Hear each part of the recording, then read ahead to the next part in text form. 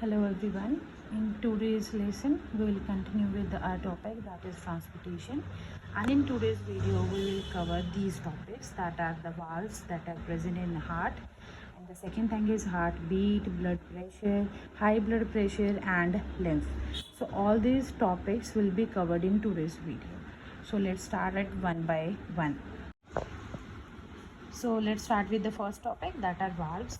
We'll discuss the types of valves that are present in heart. We have already discussed in the last video, but we will do that again because we need these valves in today's topics as well. So we will fix these valves where there are present, fix these valves in our memory so that कि the next topic that we are going to start in today's lesson वहाँ पे हमें ease हो जाए, ठीक है.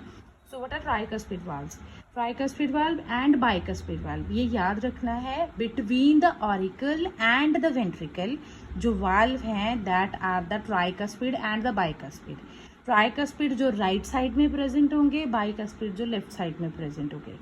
So tricuspid valves are present between the right auricle and right ventricle. On the other hand side, the bicuspids are present between the left auricle and the left ventricle.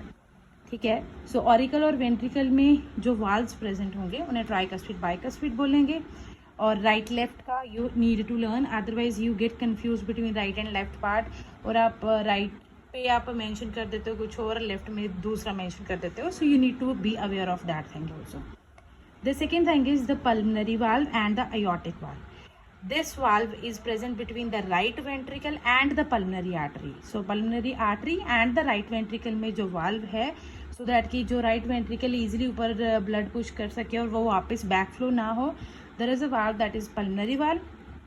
And on the other side, aortic valve जो किस में है, aorta तुम्हें पता है, वहाँ से aortic valve याद रह जाएगा कि ये aorta और किसके बीच में, लेफ्ट वेंट्रिकल में. So there are four valves, tricuspid, bicuspid between the auricles and ventricles. That is why these two valves are also called auriculoventricular valves.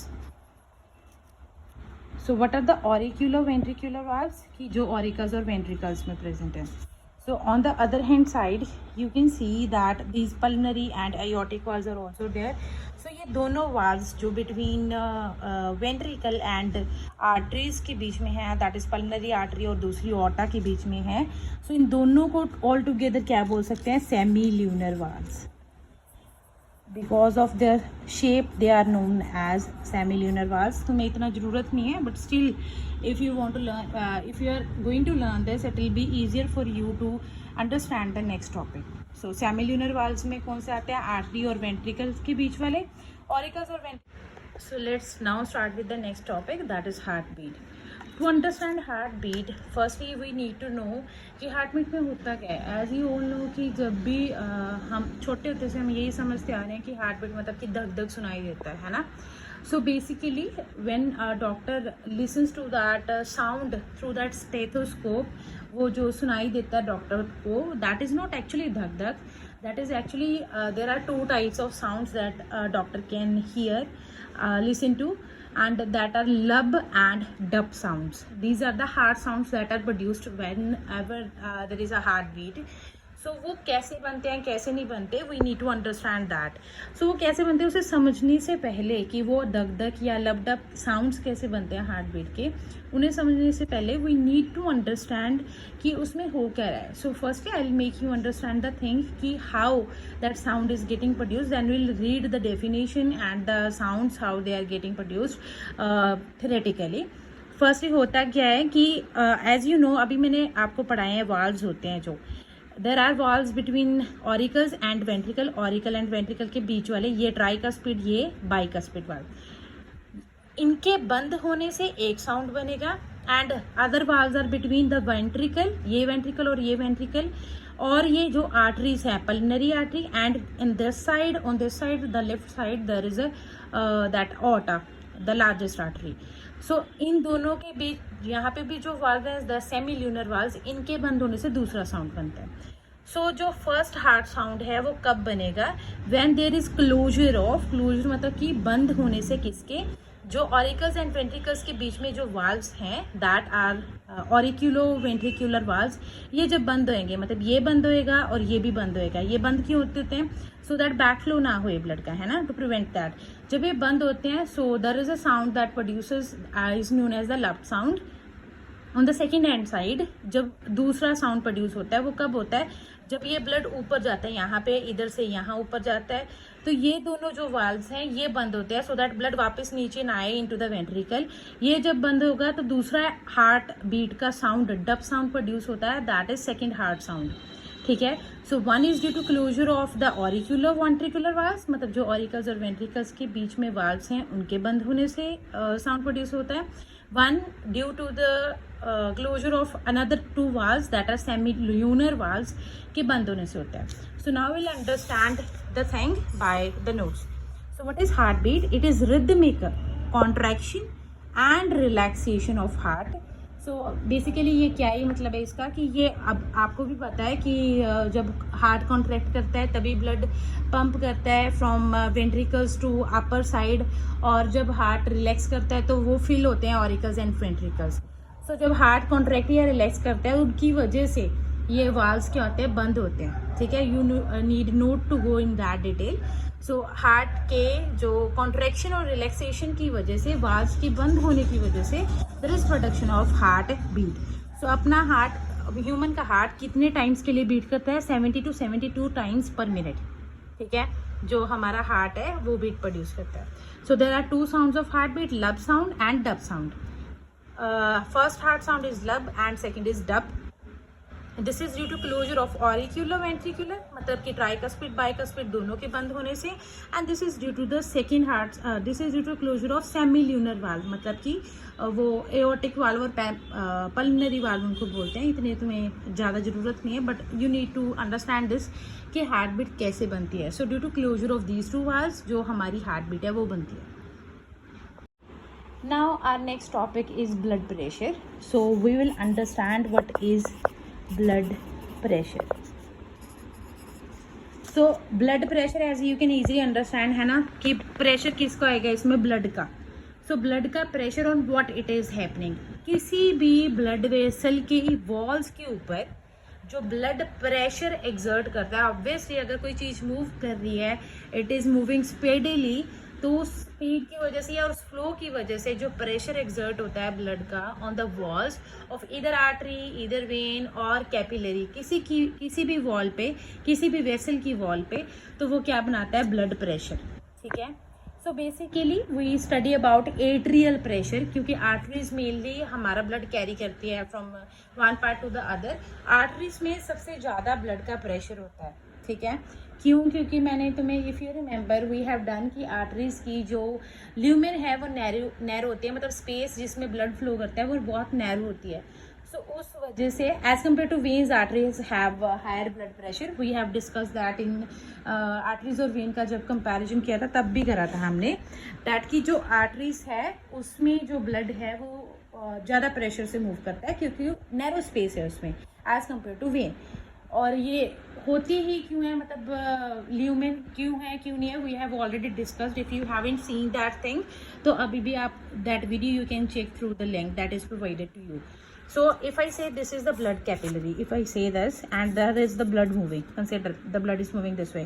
So blood इसकी walls पे जो pressure exert करेगा, ठीक है, उसे बोल देते हैं blood pressure। ठीक है, अभी हमने दो मतलब टर्म्स की थी that are की contraction and another term is relaxation। So contraction relaxation क्या है कि हार्ट के मसल्स का कॉन्ट्रैक्ट करना और हार्ट के मसल्स का क्या करना? रिलैक्स करना। सो बेसिकली यू नो कि कॉन्ट्रैक्शन मीन्स कि हमारा जो हार्ट है उसके वेंट्रिकल्स कब कॉन्ट्रैक्ट करेंगे? जब उन्होंने blood to the arteries provide करना है। ठीक है, सो उसकी वजह से जो कॉन्ट्रैक्शन है वो होती है। ठीक है, कि कॉन्ट्रैक्ट करेंगे तो ब्लड ऊपर जाएगा, अदरवाइज नहीं जाएगा। कॉन्ट्रैक्ट करने का मतलब है किसी चीज़ का स्क्वीज़ करना, किसी चीज़ का यू कैन से, जैसे मसल्स कॉन्ट्रैक्ट करती हैं वैसे ही वेंट्रिकल्स की मसल्स कॉन्ट्रैक्ट करेंगी सो दैट कि ventricles can pump the blood into the arteries. ठीक है, और रिलैक्सेशन कब करनी है वेंट्रिकल्स ने? जब उन्होंने ब्लड को लेना है ऑरिकल्स से, ठीक है, सो दैट कि ब्लड उनमें भरे. इफ़ आई से कि if I show you this diagram again, कि जब तो ऑरिकल्स ने वेंट्रिकल्स को ब्लड देना है तो ऑब्वियसली दे विल रिलैक्स, ये रिलैक्स होंगे कि ब्लड मैक्सिमम यहाँ से यहाँ आए और ये फिल हो जाए. जब ये फिल हो जाते हैं, ये वाल्व बंद हो जाएंगे, उसके बाद ब्लड को ऊपर भेजना है उन्होंने. सो नाउ दे विल सिक्वीज, इसके जो मसल्स हैं ये कॉन्ट्रैक्ट करेंगे कि ब्लड को यहाँ से ऊपर भेजना है, इधर से यहाँ से ऊपर भेजना है. So that is contraction and relaxation going on in the human body, so that कि ब्लड की पंपिंग अच्छे तरीके से हो. ठीक है. So now let's move again to our thing कि जो ब्लड प्रेशर है that is a pressure exerted by the blood on the walls of vessels. If it is atrial pressure, मतलब कि आर्टरीज की, आर्टरियल प्रेशर इट मीन्स कि arteries की wall पे जो ब्लड प्रेशर एक्सर्ट कर रहा है. ठीक है. So let's understand this now. We have blood pressure, the pressure that blood exerts on the wall of vessels is called blood pressure. The pressure in arteries is much higher than veins, क्योंकि उनमें narrow space होता है, इस वजह से ज़्यादा वो pressure से ब्लड फ्लो करता है वहाँ पे. It is measured by a device, जो डॉक्टर आप लोगों ने देखा है कई बार, दैट मर्करी मीटर के साथ जो वो इन्फ्लेटेबल, उनके पास एक आर्म कफ्स होती हैं जिसमें हवा भर जाती है और फिर वो स्टेथोस्कोप लगाकर चेक करते हैं हार्ट साउंड को कि कहाँ पे है प्रेशर, कैसा है कैसा नहीं है. That device is known as sphygmomanometer. इससे ब्लड प्रेशर नोट करते हैं. So if you have heard from your parents से माउथ कि मेरा तो BP बढ़ गया, and that way we have heard the things, है ना. सो द प्रेशर हैज़, मतलब जो ये हार्ट साउंड हमने अभी करे हैं, लब एंड डब साउंड, एक हार्ट साउंड हमें अगर if a person is normal, तो जो ये मर्करी का जो मेजरमेंट्स होती हैं, अगर उस मर्करी की मेजरमेंट 120 तक जाकर वहाँ पे हमें हमारा फर्स्ट हार्ट साउंड सुनाई देता है.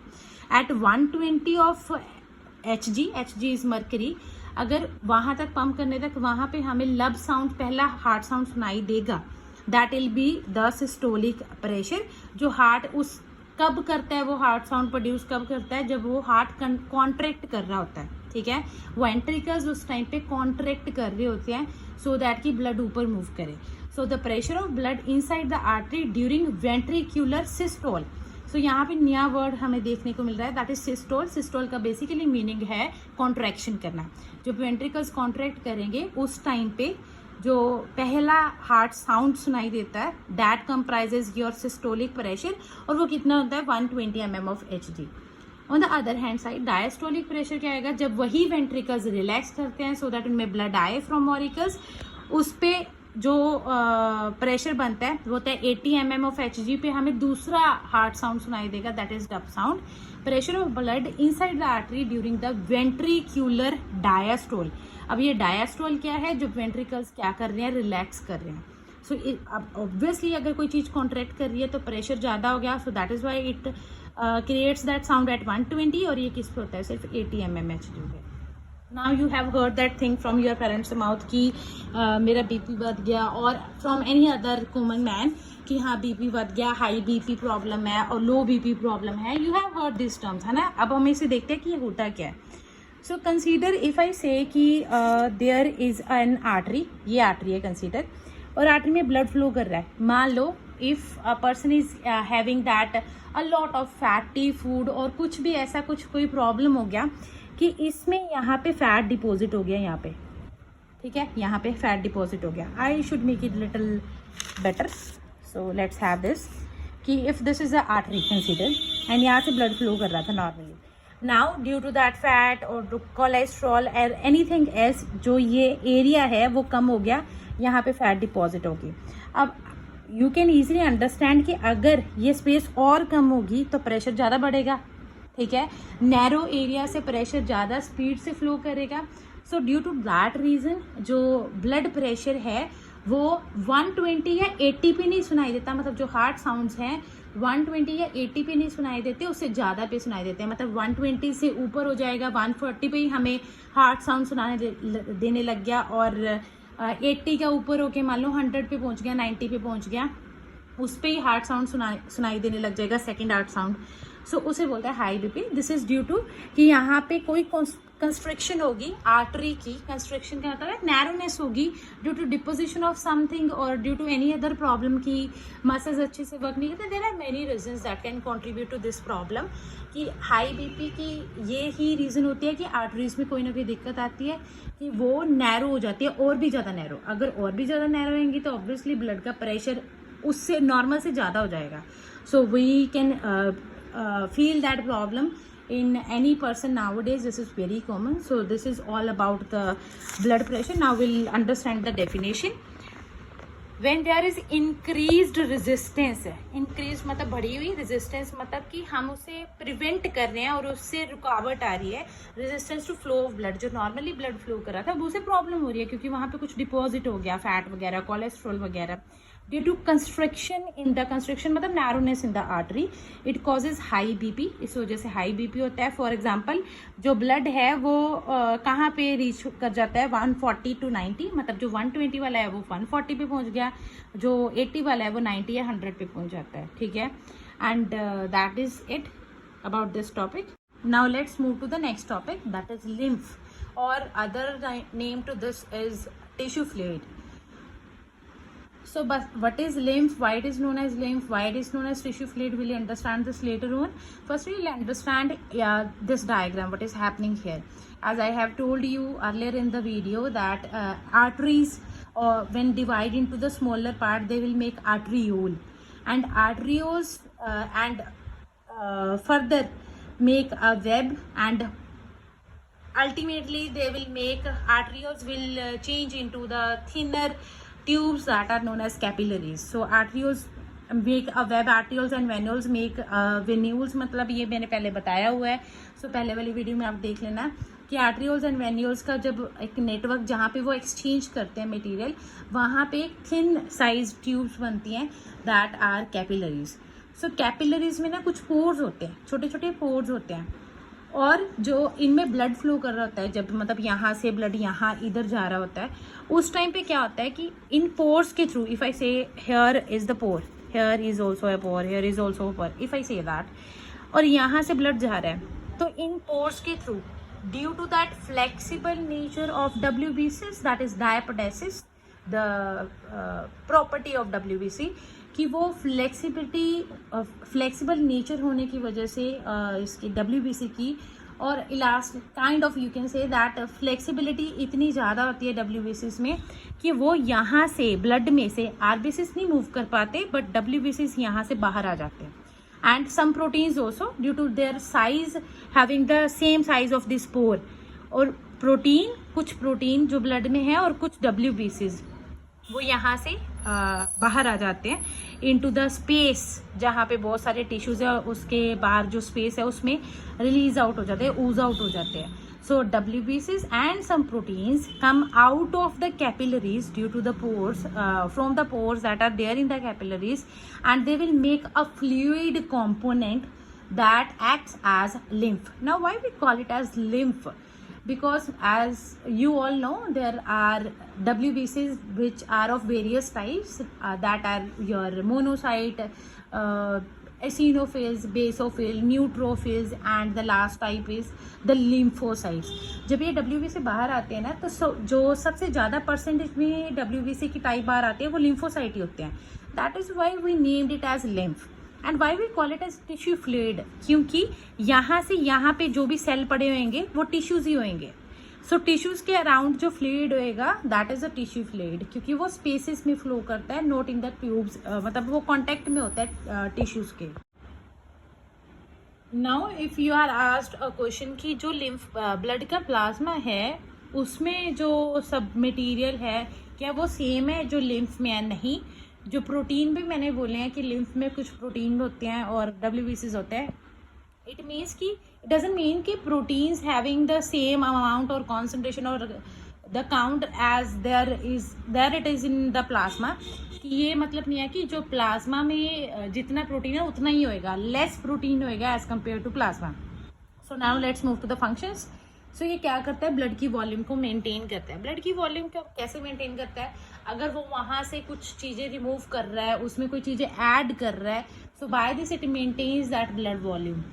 ना उसे ज़्यादा होने देता है ना उसे कम होने देता है। It acts as a middleman between tissues and blood. As I told you earlier, lymph tissues के around spaces हैं जो वहाँ पे भी present होता है. So blood tubes में ही होता है, blood बाहर नहीं आता ट्यूब से कभी भी. So tissues को bathe करना, tissues के around जो area है to have that actual contact with tissues, वो blood नहीं कर पाता. So that is done by lymph. So if I say कि यहाँ पे blood tube है, ठीक है, यहाँ पे lymph है, यहाँ पे lymph है, यहाँ पे tissues हैं. So it act as a middleman. middleman कैसे हुआ कि यहाँ पे lymph है, यहाँ पे tube है, blood की tube है, यहाँ पे क्या है, tissues हैं.